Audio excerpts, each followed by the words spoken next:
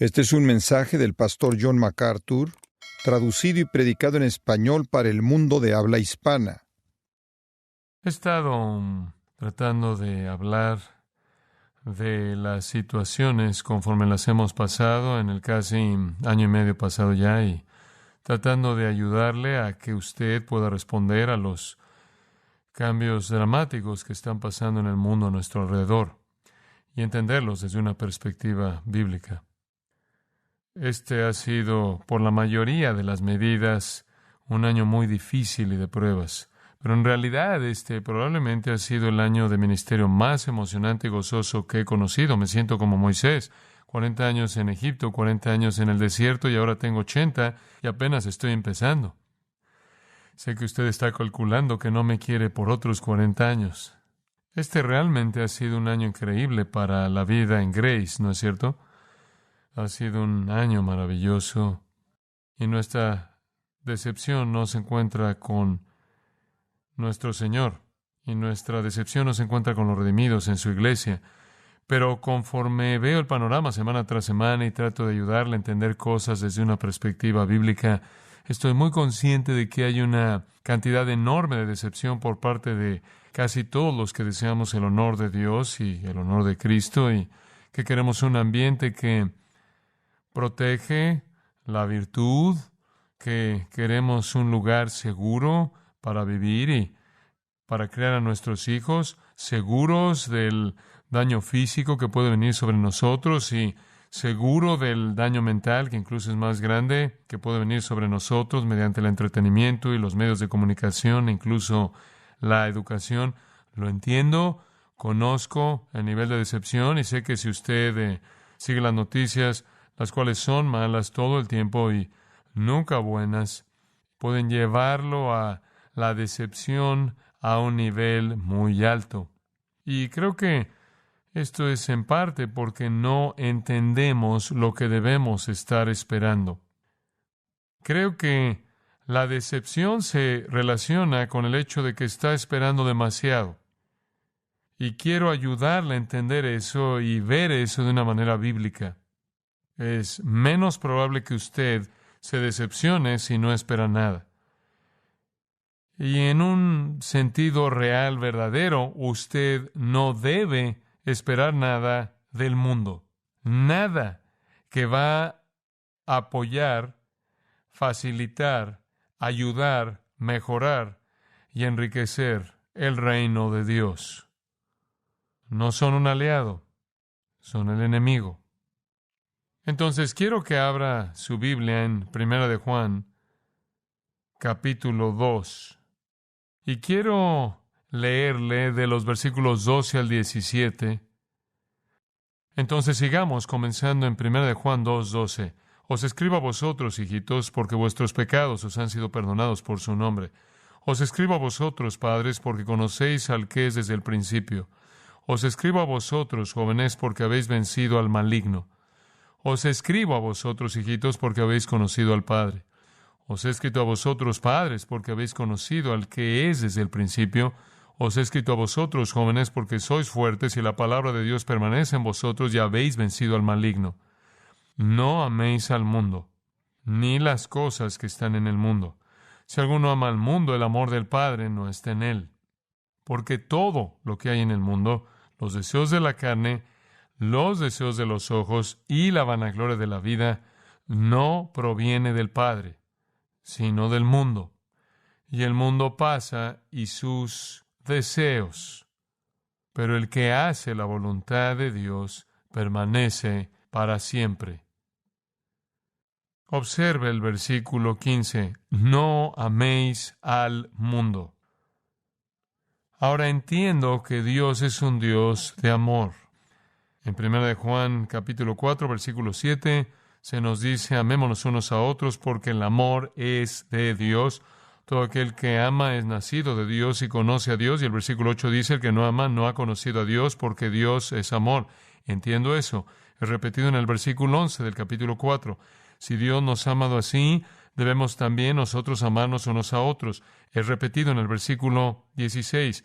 Dios es amor y el que permanece en amor permanece en Dios y Dios en él. Entendemos eso, comprendemos eso. Dios es un Dios de amor y también debemos ser gente que es definida por el amor. El amor de Dios, el amor de los creyentes, es un tema a lo largo de la Escritura que conocemos muy bien. Si usted va al Antiguo Testamento, usted también encontrará que Dios es un Dios que aborrece como también ama. El Salmo 97:10 dice: los que amáis a Jehová, aborreced el mal. Eso establece el estándar. Si usted ama al Señor, hay cosas que usted debe odiar, ¿verdad? Digo, el amor define una actitud hacia uno que es única, y cualquier cosa que está en oposición a eso debe ser aborrecido por la naturaleza misma del amor. Salmo 119:104. De tus mandamientos, dice el salmista, he adquirido inteligencia, por tanto, he aborrecido todo camino de mentira. Salmo 119:113. Aborrezco a los hombres hipócritas, mas amo tu ley. Salmo 119:128. Estimé rectos todos tus mandamientos, pero aborrecí todo camino de mentira. Y después de nuevo en ese mismo Salmo, versículo 163, la mentira aborrezco y abomino, tu ley amo. El amor absoluto de Dios demanda un odio absoluto de las cosas que Dios no puede amar. Dios odia. De hecho, en Proverbios, un par de semanas atrás, mencionamos esto. Solo lo voy a retomar por un momento. Capítulo 6 de Proverbios y versículo 16. Escuche estas palabras. 6 cosas aborrece Jehová, que aborrece Jehová. Y comienza con los ojos altivos. Y después la lengua mentirosa. Y las manos derramadoras de sangre inocente, y el corazón que maquina pensamientos inicuos, y los pies presurosos para correr al mal, y el testigo falso que habla mentiras, y el que siembra discordia entre hermanos. Hay suficientes cosas que Dios odia. Malaquías 2:16 dice que Dios odia el divorcio. Isaías 61:8 dice que Dios odia la impiedad, simplemente de manera categórica. Lo mismo en Oseas 9:15. En Jeremías 44, versículos 3 y 4, Dios odia la idolatría, la adoración de cualquier cosa o cualquier persona que no sea el mismo. Amós 5:21 dice odio, la hipocresía. Apocalipsis 2, Dios odia la religión falsa. Dios es un Dios de amor, lo cual demanda que Él odie cualquier cosa que se oponga a esas cosas que Él ama. Entre más ama usted a Dios, más odia usted las cosas que lo deshonran. Entre más ama usted a Dios, más odia usted esas cosas que se oponen a Él. Entre más ama usted a Dios, más odia usted esas cosas que blasfeman su nombre. Somos llamados a amar, pero también somos llamados a no amar. Regrese al versículo 15 de 1 de Juan 2. No améis al mundo, ni las cosas que están en el mundo. Este es el amor que Dios odia, que Juan quiere que entendamos. Sí, debemos ser definidos por amar a Dios. Regresa al capítulo 2, versículo 5. El que guarda su palabra, eso es obediencia. En este verdaderamente el amor de Dios se ha perfeccionado. Por esto sabemos que estamos en Él. Entonces debemos amar a Dios. Versículo 10. Debemos amarnos unos a otros. El que ama a su hermano permanece en la luz. Sí, debemos amar a Dios, sí, debemos amarnos unos a otros, pero también hay un negativo. No debemos amar el mundo. Ahí no es donde debe estar nuestro cariño. Si usted regresa a 1 de Juan, capítulo 4, y versículo 4, hijitos, vosotros sois de Dios y los habéis vencido, porque mayor es el que está en vosotros que el que está en el mundo, lo cual quiere decir que hay una persona en usted. Y hay una persona diferente en el mundo y sabemos quiénes son estas personas. En usted está el Espíritu Santo, en el mundo está Satanás. Los que son del mundo hablan del mundo y el mundo los oye. Nosotros somos de Dios. El que conoce a Dios nos oye. El que no es de Dios no nos oye. En esto conocemos el espíritu de verdad y el espíritu de error. El espíritu de verdad es el Espíritu Santo, el espíritu de error, Satanás y todos sus sirvientes. Entonces, hay una distinción clara en los reinos. Hablamos de esto meses atrás. El reino de las tinieblas y el reino de la luz. no comparten una plataforma en común. En el capítulo 5, Juan dice en el versículo 4, todo lo que es nacido de Dios vence al mundo. Y esta es la victoria que ha vencido al mundo, nuestra fe. ¿Y quién es el que vence al mundo? Sino el que cree que Jesús es el Hijo de Dios. Hemos vencido al mundo. Somos distintos del mundo. El mundo no nos escucha.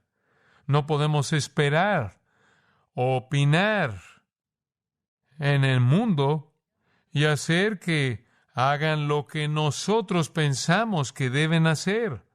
Con toda la fuerza política que los, entre comillas, cristianos de a la derecha puedan querer acumular, el mundo, por definición, pertenece a Satanás y no escucha la verdad.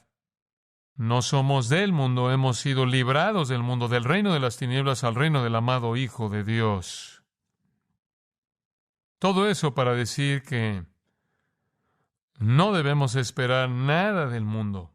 Si nos concede, ocasionalmente o incluso por un tiempo en la historia, cierta medida de respeto,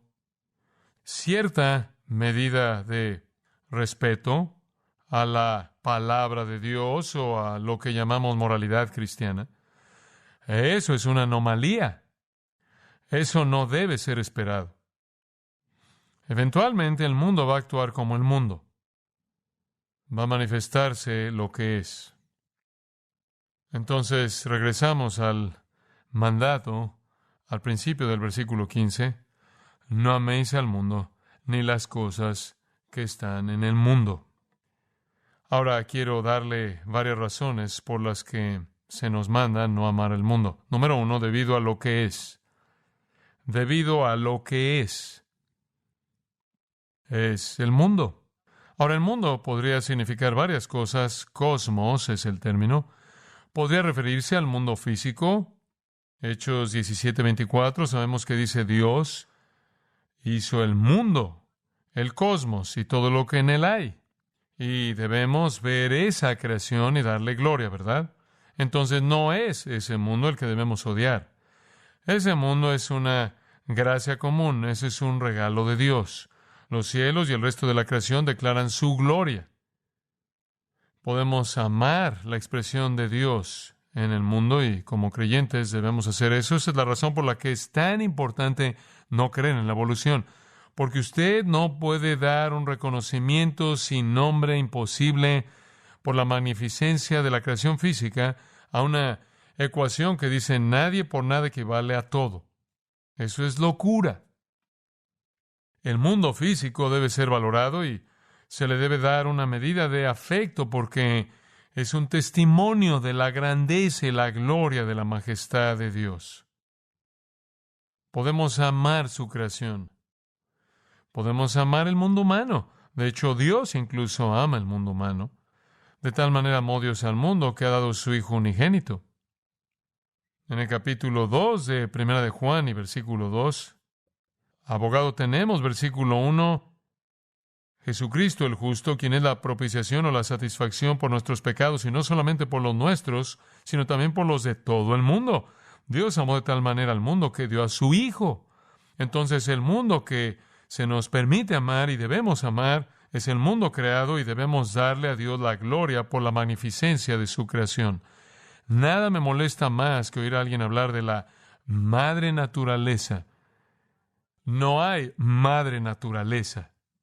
Dios merece toda la gloria y todo el reconocimiento. Y si usted quiere saber cómo fue creado todo el universo, lea los primeros 2 capítulos de Génesis y ahí está. Y solo hubo un testigo ocular y ese fue Dios y ese es el único relato que tenemos. Dice usted, bueno, ¿qué hay acerca de la ciencia? La ciencia no tiene nada que decir acerca de la creación. Absolutamente nada. Porque no fue un acontecimiento científico explicable por reglas que funcionan, que operan continuamente. Fue un milagro. Fue un milagro. Más allá de cualquier otro milagro, porque de la nada Él creó un universo entero. ¿Qué tipo de milagro es ese? Usted no lo puede explicar por la ciencia. Eso es ridículo. Pero usted puede darle la gloria a Dios por su creación. Y cuando usted reconoce a Dios como el creador, entonces tiene que reconocer a Dios como el dador de la ley, porque parte de esa creación es el sentido de lo que está bien y lo que está mal. Esa es la razón por la que los hombres huyen de Dios como el Creador, no porque no les guste la idea de que un Dios creó, sino que no les gusta la idea de que ese Dios es su juez. Entonces, si podemos amar el mundo físico en el sentido de que vemos su belleza y le damos a Dios la gloria por él, y si somos llamados a amar el mundo humano como Dios mismo lo ama, y fue al grado de que Él de hecho envió a su Hijo al mundo.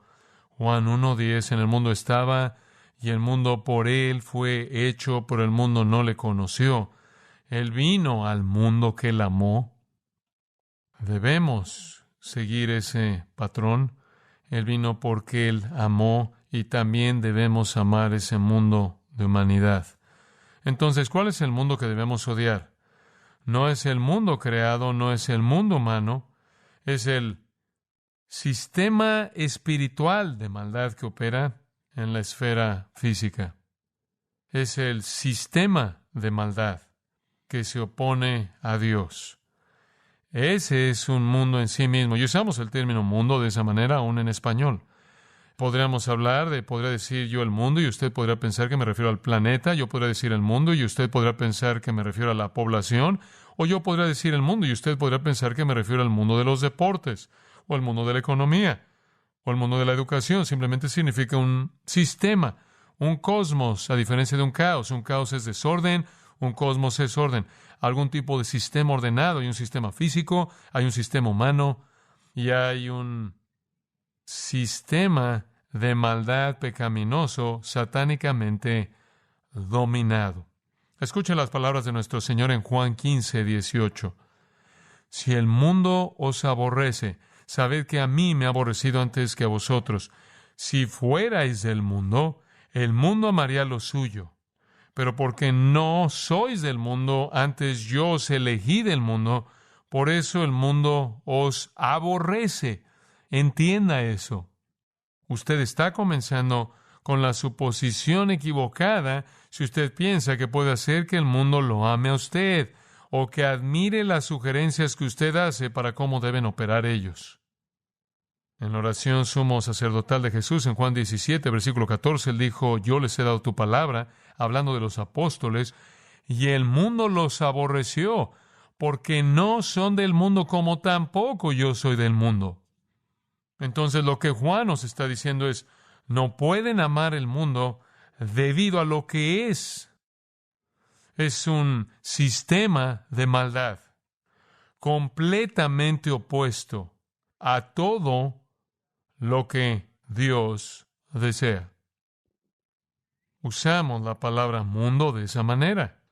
Así lo hace Juan. Juan dice en el capítulo 5 de 1 de Juan, versículo 19, realmente una afirmación amplia, sorprendente. Sabemos que somos de Dios. Y el mundo entero está en el maligno. ¿Quién está a cargo del mundo? El sistema, el maligno. La gente no salva es llamada hijos del mundo en Lucas 16:8. Somos hijos de Dios.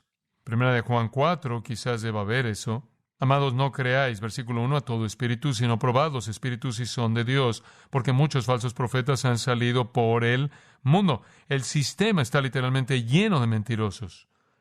En esto conoced el Espíritu de Dios. Todo espíritu que confiesa que Jesucristo ha venido en carne es de Dios, y todo espíritu que no confiesa que Jesucristo ha venido en carne no es de Dios, y este es el espíritu del anticristo, el cual vosotros habéis oído que viene, y que ahora ya está en el mundo. Hijitos, vosotros sois de Dios, y los habéis vencido, porque mayor es el que está en vosotros que el que está en el mundo. Esta es una distinción clara y significativa. Jesús, en Juan 12:31, llamó a Satanás el príncipe de este mundo. Satanás involucra a la raza humana entera de gente no regenerada en su sistema malo. Escuche Efesios 2:2. Antes de que usted fuera salvo, usted estaba operando, versículo 2, conforme al príncipe de la potestad del aire, el espíritu que ahora opera en los hijos de desobediencia. Usted estaba viviendo en los deseos de su carne, haciendo la voluntad de la carne y de los pensamientos, y era por naturaleza hijo de ira, lo mismo que los demás. Cuando usted entiende lo que es el sistema del mundo, debe bajar las expectativas que usted tiene de que ellos hagan algo que agrade a la iglesia de Jesucristo. ¿Por qué lo esperaríamos? El mundo no es nuestro hogar. Filipenses 3:20, nuestra ciudadanía está ¿dónde? En los cielos. El espíritu del anticristo, 1 Juan 4:3, ya está en el mundo. El mundo, capítulo 4, versículo 1, está cargado de mentirosos y falsos profetas. Y el mundo no se puede relacionar con nosotros porque somos los hijos de Dios. El mundo y el pueblo de Dios son dos realidades completamente incompatibles. Primera de Juan 3:13. Juan, en cierta manera, lo resume: hermanos míos, no os extrañéis si el mundo os aborrece. Entonces, ¿a dónde voy con esto? Lo que está comenzando a pasarnos es lo que debemos estar esperando. Es lo que debemos estar esperando. El mundo no va a escuchar la verdad. Escucha mentirosos. Ellos son del mundo, por lo tanto hablan del mundo y el mundo los oye. Nosotros somos de Dios. Nosotros hemos vencido al mundo y en ese sentido vivimos en una esfera diferente, un reino diferente. Nuestra ciudadanía está en los cielos. La naturaleza misma del mundo lo coloca en oposición violenta al reino de Dios. El mundo es hostil a Dios. Simplemente recuérdelo. Es hostil por naturaleza a Dios, al Dios verdadero. Es hostil a Cristo. Es hostil a la piedad. Esa es la razón por la que Jesús, en esa afirmación en Juan 17:9, dijo que el mundo está tan definido y está metido tan profundamente en su propia identidad que él dijo: no oro por el mundo. ¡Qué declaración! No oro por el mundo. Jesús se entregó a sí mismo por nuestros pecados para librarnos de este mundo presente. Pedro habla de la contaminación inherente del mundo. Entonces el mundo, esa es la sociedad, cómo la gente piensa y funciona. El complejo de sus ideologías, sus puntos de vista y sus conductas. Es hostil hacia Dios, hostil hacia Cristo, hostil hacia el Evangelio, hostil hacia la verdad, hostil hacia la piedad. Está dominado, como Juan dice, si usted ve el versículo 16, por los deseos de la carne, los deseos de los ojos, la vanagloria de la vida. Está dominado por la ambición carnal, está dominado por la soberbia, está dominado por la avaricia, está dominado por el placer personal, el deseo malo. Sus opiniones están equivocadas, sus objetivos son egoístas, sus placeres son pecaminosos, su influencia es desmoralizadora, su política está corrupta, sus honores están vacíos, sus sonrisas son falsas y su amor es superficial. Este sistema de rebelión contra Dios está a cargo de Satanás y establecido sobre la tierra como la antítesis misma del reino y la iglesia de Jesucristo. Entonces, cristiano, no ame el mundo. Ahora, ¿qué significa la palabra meis? Bueno, está identificando el amor al nivel más alto. El verbo griego agapao significa el tipo de amor que asciende, el tipo de amor más alto. Amar al mundo es darle al mundo un cariño del que no es digno de recibir. Es dejar que el mundo posea y gobierne el alma de usted, o gobierne sus expectativas, o determine las metas de su vida. Esto no puede ser cierto en un cristiano. Nosotros no podemos, no debemos asumir que hay alguna virtud redentora en amar al mundo con respecto a su sistema. El sistema del mundo está bien definido y voy a este texto mucho en 2 Corintios capítulo 10, en donde creo que esta es una definición muy clara. Versículo 5 de 2 Corintios 10. Conforme salimos con la verdad, estamos derribando argumentos.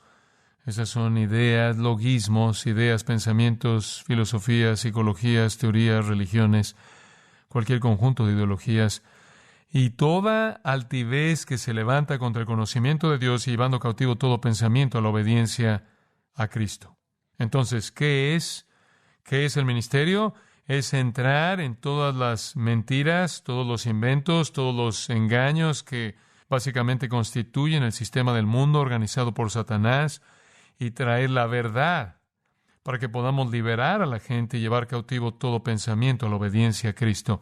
Eso es liberar a la gente de las tinieblas a la luz, del reino de las tinieblas al reino del Hijo amado de Dios. Entonces, no amamos al mundo debido a lo que es, y al decir, no améis al mundo, no le dé el cariño que usted tiene, no lo merece. Y eso significa no le dé sus preocupaciones.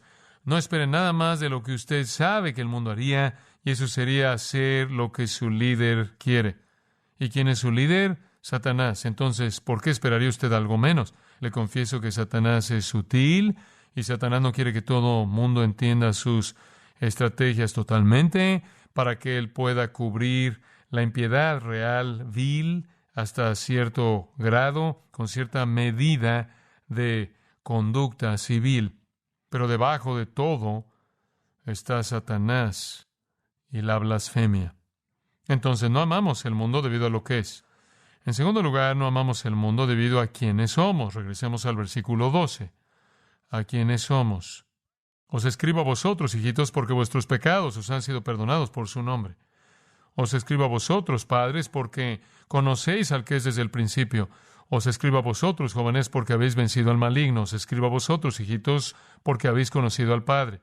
Os he escrito a vosotros, padres, porque habéis conocido al que es desde el principio. Os he escrito a vosotros, jóvenes, porque sois fuertes, y la palabra de Dios permanece en vosotros, y habéis vencido al maligno. No amamos al mundo debido a lo que el mundo es, y debido a quienes somos. Hemos vencido al mundo, ya leímos eso, y ahora él dice, al vencer al mundo hemos vencido al maligno. Esta realmente es una porción increíble de la Escritura, porque nos dice atrás en el versículo 12, que todos somos hijos de Dios, porque nuestros pecados han sido perdonados. Eso nos fue dado, ese regalo de perdón y redención y justificación, y junto con eso vino la adopción, y nos volvimos los hijos de Dios por adopción, como también regeneración. Entonces, somos hijos de Dios totalmente, ya no somos hijos del diablo, a los que Jesús se refirió en Juan 8. Ahora, como hijos de Dios, estamos en tres categorías. Véanlas ahí. Hay padres, hay jóvenes y hay hijitos. Entonces, en el versículo 13, él habla de padres al final del versículo, y después él habla de niños apenas antes de eso, y se refiere a los jóvenes. En el versículo 14, él habla de padres y jóvenes. Permítame resumirlo de esta manera, es bastante simple. Como cristianos, todos somos hijos de Dios, algunos de nosotros somos infantes. Y ese es el punto que le está presentando al final del versículo 13. Os escribo a vosotros, hijitos, porque habéis conocido al Padre. Eso es papi espiritual. Algunos de nosotros somos creyentes nuevos y solo conocemos al Padre. No conocemos mucho más fuera del Padre. Usted sabe que ha sido regenerado, nacido de nuevo. Dios es su Padre, Cristo es su Salvador y Redentor. Usted no conoce mucho más que eso. Usted tiene mucha vulnerabilidad. ¿Por qué? Porque los niños tienden a ser llevados ¿de qué? Todo viento de doctrina.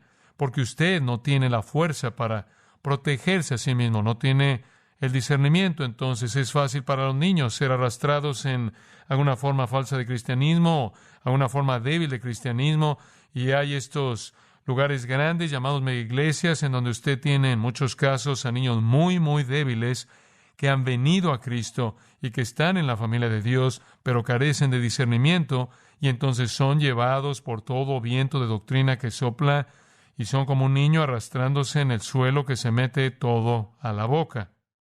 Usted debe salir de esa etapa lo más rápido posible, y esa es la razón por la que usted está aquí. No sé de dónde salió eso, gracias. Después él dice, os escribo a vosotros jóvenes, cuando usted se vuelve un joven espiritual, en el versículo 13 dice, usted ha vencido al maligno. ¿Quieres decir que como creyente puedo llegar a un punto en el que he vencido al maligno? Sí. ¿Qué significa eso? No significa que usted nunca va a pecar, porque el pecado viene de su naturaleza caída, pero lo que significa es que llega un punto en el que usted ya no es engañado por doctrina falsa. Eso es lo que dice en el versículo 14. Los jóvenes son fuertes, porque la palabra de Dios permanece en vosotros. Muy bien. Conforme usted va de ser un infante metiéndose toda la boca, llevado por doquier, por todo viento de doctrina, a ser un joven espiritual, significa que ahora usted entiende la verdad y puede defenderse a sí mismo contra las mentiras de Satanás. Usted repentinamente no va a meterse en una secta, porque usted es fuerte en la palabra, y usted ha vencido al maligno en el sentido de que el maligno opera como un mentiroso, ¿verdad? Y un engañador. Y todos sus agentes son mentirosos y engañadores, Pablo dice. Entonces usted puede alcanzar un punto en su vida espiritual en el que su doctrina es sana y puede defenderse a sí mismo y protegerse a sí mismo, y eso es lo que es ser un joven espiritual fuerte. Y después usted ama la doctrina sana y usted quiere pelear contra las sectas, porque usted entiende la verdad, y usted ya no es vulnerable a las mentiras de ellos. Pero ese no es el final del patrón espiritual. Él dice, versículo 14, os he escrito a vosotros, padres, porque habéis conocido al que es desde el principio. ¿Qué es eso? Como niño, usted es vulnerable debido a su falta de discernimiento. Como joven, usted es fuerte y ha vencido al maligno en el sentido de que usted ya no es tentado por mentiras y engaño porque su doctrina es sólida y sana de la palabra de Dios. Ese no es el final de su viaje. Usted debe ir más allá de la teología, conocer a Dios. Usted conoce al Padre. Esto es madurez espiritual, en donde no es solo la teología que usted tiene, sino que es su caminar con Dios, que ha ascendido a un nivel de intimidad y gozo y entendimiento que trasciende incluso la teología que usted tiene. Padre espiritual. Entonces, estos somos nosotros. Somos hijos de Dios. Algunos de nosotros somos bebés y algunos de nosotros somos jóvenes espirituales que hemos vencido al maligno y algunos de nosotros somos padres espirituales. Me encanta esta frase, que habéis conocido al que es desde el principio. Usted tiene un entendimiento de las realidades del Dios eterno y su naturaleza. Esto es lo que somos. Eso no tiene nada que ver con el mundo. Ninguno de los que son definidos en esos versículos como parte de esa familia podría amar al mundo. ¿Cómo podría usted amar al mundo? No es posible. Y esa es la razón por la que dice, de regreso al versículo 15, no améis al mundo, ni las cosas que están en el mundo. Si alguno ama al mundo, el amor del Padre no está en él. Si el amor del Padre está en usted, usted no puede amar al mundo. Pero parece como que somos engañados al esperar más del mundo de lo que deberíamos esperar. Ellos simplemente se están conduciendo exactamente de la manera en la que las Escrituras esperan que se conduzcan. Estamos en la familia de Dios. No amamos el mundo ni las cosas en el mundo. Si alguno ama al mundo, el amor del Padre no está en él. Esto es totalmente inconsistente con ser un cristiano. Entonces usted se pregunta a sí mismo, ¿cómo sé si soy un creyente verdadero? Si usted anhela cualquier libro más que la palabra de Dios, si usted ama cualquier canción más que las que dan honor a Cristo, si usted ama cierta gente más que a los creyentes, cualquier comunión más que a la iglesia, si usted ama cualquier actividad que la adoración, si usted ama cualquier esfuerzo más que el servicio a Cristo, si usted busca cualquier recompensa más que bien, buen siervo y fiel, entonces usted está siendo engañado. Esa es la razón por la que Pablo dice, poned la mira en las cosas de arriba, ¿verdad? Colosenses 3. No deje que el mundo, Romanos 12:2, no deje que el mundo lo obligue a conformarse a su molde. No sea engañado. No amamos al mundo debido a lo que es y debido a lo que somos. En tercer lugar, no amamos al mundo debido a lo que hace. Y escarbemos en mayor profundidad. ¿Qué hace? Incita a pecar. Está diseñado de esa manera. Está diseñado de esa manera por su líder, Satanás. Y el versículo 16 lo presenta de manera clara. Porque todo lo que hay en el mundo, esta es una declaración completa, cubre todo todo lo que hay en el mundo, los deseos de la carne, los deseos de los ojos y la vanagloria de la vida, no proviene del Padre, sino del mundo. Entonces, ¿qué son los deseos de la carne, los deseos de los ojos y la vanagloria de la vida? Simplemente son las categorías en las que el mundo busca tentarlo a usted. Esto es lo que el mundo hace. El cristiano habitualmente no va a amar al mundo, porque se opone a Dios y está diseñado para tentarlo a usted. Está diseñado para tentarlo hacia la pornografía, la inmoralidad, las mentiras, el engaño, el odio racial, dígalo lo que sea, división. Simplemente quiere incitarlo a usted. Se opone a Dios, genera pecado. Es tan imposible para el amor del mundo coexistir con el amor a Dios, tan imposible como es para la luz coexistir con la oscuridad. Dejen de estar amando al mundo. Ese es un presente imperativo. Dejen de estar amando al mundo. Es totalmente inconsistente. Todos sus tesoros, todos sus placeres, todos sus honores, todos sus poderes, todas sus posiciones, toda su riqueza, toda su sabiduría, toda su educación, toda su filosofía, todo eso es del mundo. Y está diseñado para seducirlo a usted. Capítulo 3 de 1 de Juan, versículo 17. El que tiene bienes de este mundo y ve a su hermano tener necesidad y cierra contra él su corazón, ¿cómo mora el amor de Dios en él? Simplemente para mencionar que este mundo tiene sus bienes. Y algunos de ellos pueden ser útiles si son usados, obviamente, para propósitos del reino. Pero en general, no tenemos cariño o alguna razón para pensar que el mundo nos está ofreciendo algo que extenderá nuestra vida cristiana y testimonio. Si usted ama al mundo, el amor del Padre no está en usted. Lo único que el mundo hace es incitar pecado. Su entretenimiento está diseñado para eso, su educación está diseñada para eso, su política está diseñada para hacer eso, sus filosofías están diseñadas para hacer eso. De regreso al versículo 16, todo lo que hay en el mundo no proviene del Padre. Todo no proviene del Padre.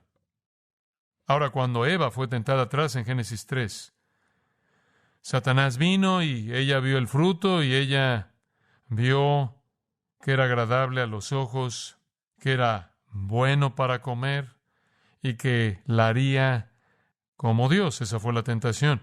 Esas son las tres puertas al pecado. Los deseos de los ojos, se veía bien.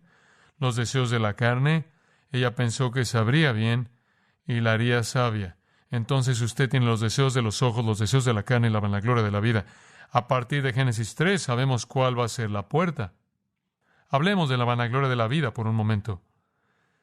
Esto no necesariamente significa solo su cuerpo, esto significa su condición caída, los restos básicos de su naturaleza pecaminosa que estará con usted hasta que seamos transformados. Es un frente de batalla para el pecado. Y es muy fácil para usted ser torcido y pervertido al nivel de su carne caída. Dios provee alimento y le da a usted un mecanismo llamado hambre para que usted sobreviva. Pero el hambre, cuando es pervertida, se vuelve glotonería. La sed, cuando es pervertida, se vuelve embriaguez. El cansancio, cuando es pervertido, se vuelve flojera. El sexo, cuando es pervertido, se vuelve inmoralidad. Y las obras de la carne, ¿cuáles son? Podemos verlas en Gálatas 5. Esto es muy instructivo. Gálatas 5:19.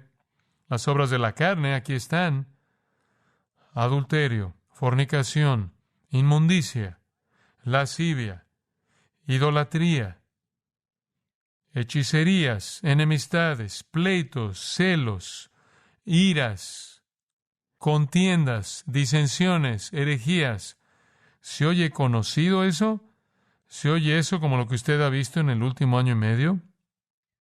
Envidias, envidia de clases, envidia étnica, borracheras, orgías, escándalo salvaje en las calles y cosas semejantes a estas, acerca de las cuales os amonesto, como ya os lo he dicho antes, que los que practican tales cosas no heredarán el reino de Dios. Usted está viendo en nuestra descomposición social de esta nación adulterio, fornicación, inmundicia, lascivia, idolatría, hechicerías, enemistades, pleitos, celos, iras, contiendas, disensiones, herejías, todo. Así opera el mundo. Es muy diferente de los siguientes versículos. El fruto del Espíritu es ¿qué? Amor, gozo, paz, paciencia, benignidad, bondad, fe, mansedumbre, templanza. Contra tales cosas no hay ley. Entonces ahí está el contraste entre el mundo y la iglesia. Cualquier cosa que es impulsada para satisfacer sus deseos carnales, sus deseos pecaminosos, viene del reino de las tinieblas. Usted no puede amar al mundo cuando eso es lo que hace. En segundo lugar, los deseos de los ojos. Lo veo, lo quiero. Si este no es el caso más severo de lo veo, lo quiero en la historia humana, usted no solo lo puede ver y quererlo, se lo pueden entregar en 24 horas. Estamos hechizados. La esposa de Lot lo vio y lo quiso, y fue convertida en una estatua de sal. Acán lo vio y lo quiso, y fue apedreado hasta la muerte. Sansón lo vio y lo quiso, perdió su vida. David lo vio y lo quiso, inmoralidad desastrosa. El Salmo 119:37 nos da instrucción muy importante. Aparta mis ojos que no vean la vanidad. Aparta mis ojos que no vean la vanidad. El mundo está diseñado y todos sus mecanismos están diseñados para atraerlo a usted mediante los impulsos de su carne y mediante sus ojos. Me acuerdo cuando era niño, una frase que se quedó en mi mente por alguna razón. Un hombre estaba vendiendo un auto por televisión y él dijo, que tus ojos tengan un festín con esa belleza. No creo que un vendedor de autos diría eso en la actualidad. Es un poco anticuado. Pero ese es exactamente lo que son los deseos de los ojos. Es que sus ojos tengan un festín en algún placer temporal, apelando a sus deseos más bajos. Los deseos de los ojos podrían ser un poco más aceptables y un poco más sofisticados que los deseos de la carne. Pero usted puede ser seducido por lo que ve, y lo que ve pronto puede ir de ser los deseos de los ojos a ser los deseos de la carne. En tercer lugar, la vanagloria de la vida, vanagloria lasonea. Este es el que es pretencioso, este es el egoísmo, que es tanto parte de nuestra cultura a partir de décadas y décadas del culto a la autoestima, y después los educadores diciéndole a los niños que pueden ser lo que quieran ser. Quiero decirle algo, no puede. Si usted es lento, va a morir lento. Si es torpe, va a morir torpe. Si usted no puede con las matemáticas, usted va a morir sin poder con las matemáticas. Usted no puede hacer lo que quiere hacer. Siento decirle eso. Sé que eso es una decepción terrible. Pero ese tipo de mentiras convierten a la gente en dementes tratando de alcanzar algo para su propia exaltación, que está en una categoría que no es realista. La vanagloria de la vida toca toda área de la vida. ¿Quiere usted tener una vida que sea vista? ¿Quiere presumir su vida? ¿Acaso la Internet alimenta eso? ¿Acaso las redes sociales alimentan eso? La soberbia destruye todo porque menosprecia al resto de la gente. Destruye todas las relaciones porque las relaciones solo sobreviven cuando la gente es abnegada. Entonces hay tres manantiales de maldad en el sistema del mundo: sensualidad, avaricia y soberbia. La sensualidad es la corrupción de la parte más baja del ser humano, la gratificación ilícita de sus deseos corporales. La avaricia es la corrupción de una parte más alta, una corrupción de una valoración legítima de la belleza, que se vuelve un abuso ilegítimo. La soberbia es la corrupción incluso de la parte más alta del hombre, su ser mismo. Y la corrupción definitiva es la exaltación personal. Entonces usted va de lo más bajo, la gratificación de su deseo corporal, lo cual normalmente es algo que usted hace en privado, a la avaricia, lo cual es poseer algo que usted ve con sus ojos que no le molesta compartir con otras personas. En cierta manera es el punto, hasta el nivel más alto. en donde lo único que usted quiere hacer es exaltarse a sí mismo, entonces usted va de la realidad de que Satanás quiere que usted haga cosas que usted tiene que esconder. Él quiere que usted haga cosas que usted comparte, y Él quiere que usted haga cosas que lo elevan a usted por encima de los demás. Mediante la sensualidad, nos hundimos a un nivel más bajo que los animales. Mediante la soberbia, nos levantamos a un nivel alto para competir con Dios. Así es como cayó el diablo. Él fue levantado con soberbia. Escuche, esto es lo que el mundo hace. Esto es lo que hace. Entonces no amamos al mundo debido a lo que es. Es el reino de Satanás. Debido a quienes somos, estamos en la familia de Dios. Somos la familia de Dios. Debido a lo que hace, nos seduce a pecar. Y un punto final. No amamos al mundo debido a dónde va. Versículo 17. Algunos de ustedes están diciendo, no puedo esperar para la próxima elección. Le tengo noticias, no va a ser nada diferente. Todavía es el mundo. Entonces, esto es lo que usted debería estar buscando. El mundo pasa. Y cuando se vaya, sus deseos se van también. No enganche su vagón a eso. Esa es una estrategia de pérdida. Esa es una estrategia de pérdida. ¿Por qué? ¿Por qué desperdiciar su energía? Cuando el mundo está pasando, paragetai, se está desintegrando, se está desmoronando, está en proceso de disolución porque está podrido de arriba abajo, de lado a lado, del frente hacia atrás. Se va a autodestruir porque el principio de muerte está en operación completa en todo punto posible. Conlleva dentro de sí su propia destrucción. Y después usted le añade la destrucción que Dios traerá. Segunda de Tesalonicenses, capítulo 2, describe esa destrucción. Vendrá un tiempo cuando el Señor venga y Él va a destruir, claro, al anticristo con el espíritu de su boca, capítulo 2, versículo 8, con el resplandor de su venida, inicuo, cuyo advenimiento es por obra de Satanás, con gran poder y señales y prodigios mentirosos, y con todo engaño de iniquidad para los que se pierden por cuanto no recibieron el amor de la verdad para ser salvos. Por eso Dios les envía un poder engañoso para que crean la mentira. ¿Se oye conocido? A fin de que sean condenados todos los que no creyeron a la verdad, sino que se complacieron en la injusticia. El Señor está por venir. El capítulo 1 describe cómo se va a ver eso.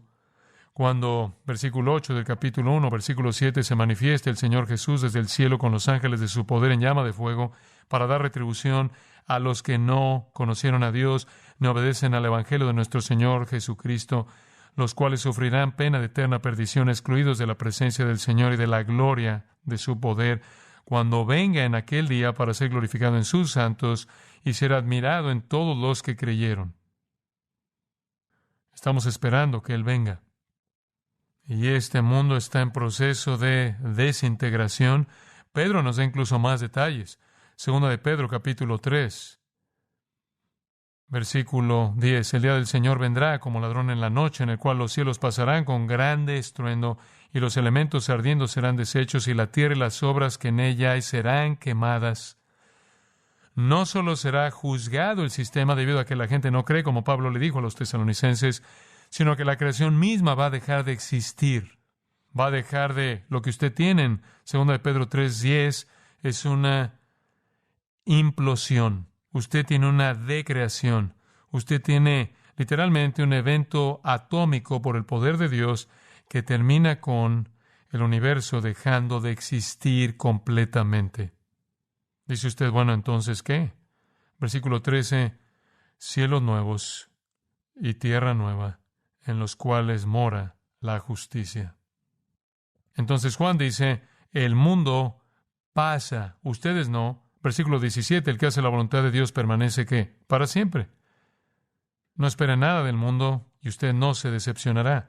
Primera de Corintios 7:31, Pablo dijo esto: el esquema, el sistema de este mundo se pasa, pero el que hace la voluntad de Dios permanece para siempre. Entonces, no amamos al mundo debido a lo que es, debido a lo que somos, debido a lo que hace y debido a dónde va. Pero amamos el reino, ¿verdad? Y amamos al Rey y nos amamos unos a otros. Nuestra pasión tiene que ser que mientras que no amamos al sistema, como Dios amamos a la gente, ¿verdad? Y ellos son los que necesitan oír el Evangelio. Padre, te agradecemos por tu palabra, la cual nos abre la verdad en todo asunto pertinente. Gracias por abrir en términos tan claros, directos, inequívocos, la distinción entre los hijos de Dios y los hijos del diablo, entre el reino de la luz y el reino de las tinieblas, entre aquellos que se dirigen a la destrucción eterna y aquellos que se dirigen a la bendición eterna, entre el mundo y la iglesia. El mundo es un adelanto del infierno. La iglesia es un adelanto del cielo. Ayúdanos, Señor, a invertir todo lo que tenemos en la iglesia, a buscar la justicia y la virtud y la piedad y la obediencia, y a mostrar compasión a aquellos que están en el sistema que está pereciendo. Danos la fortaleza para pelear contra sus seducciones, que crezcamos fuertes en la palabra para que podamos vencer al maligno. Danos ese tipo de victoria que nos permitirá vivir vidas que hagan el Evangelio atractivo, que muestran la gloria y el poder de Cristo. Gracias por estas personas preciadas, por su fidelidad. Gracias, Señor, por la obra que estás haciendo en sus vidas, milagro tras milagro, miles y miles de milagros de regeneración y santificación llevándose a cabo frente a nosotros, incluso en esta mañana. Gracias por todos los pequeños que están aquí, que se les está enseñando el Evangelio, enseñándoseles a amarte y a no amar al mundo. Gracias por los jóvenes, por el grupo de toda edad, cada persona. Sabemos que la vida es dura, hay luchas y decepciones enormes, pero ayúdanos, Señor, a no esperar que el mundo nos dará algo, sino también saber que tú usas las dificultades, la dureza del mundo para perfeccionarnos, para profundizar la fortaleza de nuestra fe, para equiparnos a través de las pruebas, para poder ayudar a otros. Entonces, que podamos ver tu buena mano incluso en los tiempos difíciles y que sepamos que esto no viene del mundo, esto viene del cielo. Aún un aguijón en la carne es para humillarnos, para que podamos ser más útiles y más parecidos a Cristo. Entonces, que no amemos al mundo, sino que conforme vivimos en el mundo y sufrimos, debido a que estamos en el mundo, pero no somos del mundo, guíanos incluso a través de esos sufrimientos a la paciencia que nos madura para la gloria de Cristo. Y lo oramos en su nombre. Amén. Para más información sobre los mensajes y libros del pastor John MacArthur y de los derechos legales de los mismos, puede acceder a la página engracia.org.